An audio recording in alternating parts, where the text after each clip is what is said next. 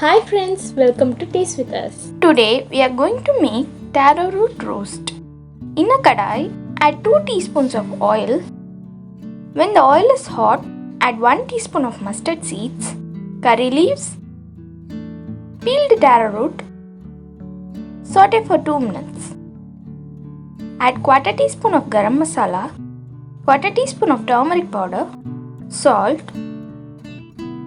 half teaspoon of ginger garlic paste and mix.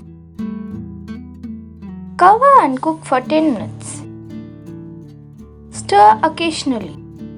When it becomes golden brown from all the sides, add half teaspoon of sambar powder and mix. When the raw smell of spices goes, turn off the stove.